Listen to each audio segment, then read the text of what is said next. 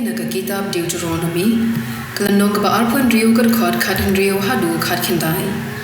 Menta kasni utrai Blei jumpi uhukum yepi, banle ya kini kian, bad kiriti, pidei bansumar, ban pendep yaki da kado nur jompi baro,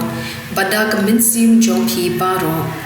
Pila ben bena menta kasni syapang utrai, baulong Blei jompi, bad mapin yan ha gilendi jongu, pin rakhe ya ki an jongu, ya ki hukum jongu, bad ya ki riti jongu, bad pin sa shashkor ya ka ktien jongu. Utrai ula pin bena menta kasni syapang jongpi ba pilong upai jongu hi, kumba ula kular yapi, parada pirake ya ki hukum jongu, unsa kentiu yapi hakli do jong ki jait pen rio baro ba ula thau, ha ka jingyaro ha ka nam, bad ha ka buram,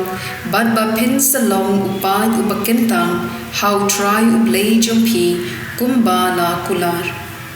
Ktien jong utrai kasam shispa khatkindai gkod iwe hadu an sa hadu san barhenyo hadu pra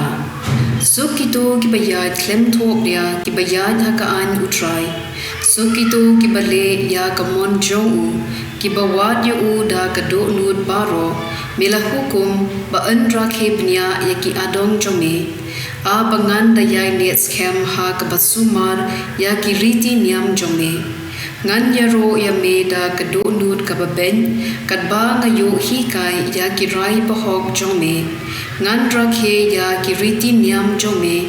a wat kentat yanga da lele ka gospel kat kum Matthews bukhuit lanong kabasan kad khot saupulai hadu saupufra philayo so bala ong to i dela kilong to isi ya kinong shun jompi ngapat ngong hapi to i ya kinong shun jompi pato duai na kabenta kitu ki bale ben yapi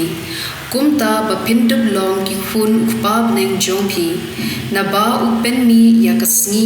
ha ki basniu bad ha ki ba bha kumju bad upen slap ha ki ba hong bad ha ki bom hong Pikmi lenti banyo bainong ayu lada pi tang ya ki briu ki ba i ki wat ki nong krong khajna ki le kaju balada pi kren tang yala ki long hatu phirale e kaba philla wat ki gentle ki le ya kata phidei ban long ki ba janai kumba pabneng jong phi ulong uba janai ka gospel jong utrai